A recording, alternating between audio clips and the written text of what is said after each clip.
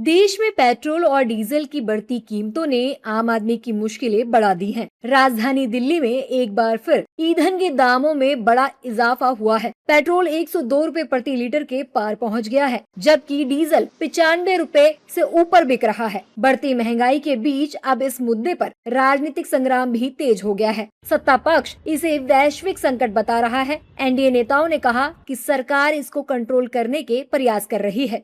तो दिक्कत सारा दुनिया की तरफ नजर बुलाई एकदम पिछले 3-4 साल से क्या चल रहा है।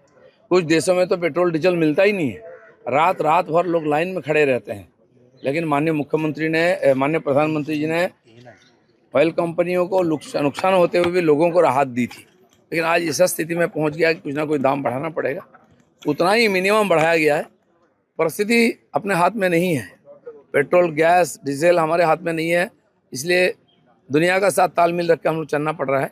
परिस्थिति स्वाभाविक होगा तो पहले लोगों को ही राहत मिलेगा। आदरणीय प्रधानमंत्री जी की चिंता, लगातार प्रयास के कारण कम कुछ तो बढ़ेगा ही जो हालत है वैश्विक संकट। इसीलिए उस अनुपात में प्रधानमंत्री जी लगातार लगे हैं। तो कुछ जो पेट्रोलियम कंपनियों को इतना भारी नुकसान हो रहा है, तो पेट्रोलियम कंपनियां कुछ ना कुछ तो बढ़ाएगी। पेट्रोलियम उत्पाद में भारतवर्ष आत्मनिर्भर नहीं है, हम विदेश से आयात करते हैं।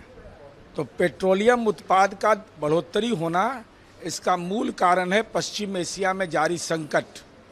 अमेरिका, ईरान और इजराइल के बीच जो युद्ध और युद्ध की स्थिति जो है, उसके चलते दुनिया इस चुनौती से जूझ रहा है। जो देश पेट्रोलियम में उत्पादक राष्ट्र नहीं है, उनको चुनौती।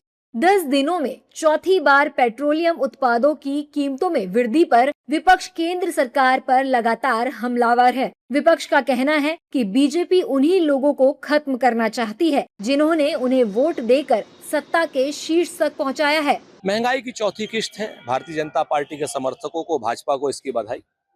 8 रुपए तक तेल के दाम बढ़ गए हैं पिछले 12 दिनों में। यूपीए का शासन था, $140 पर क्रूड ऑयल था, हमने तेल 60 रुपए में बेचा।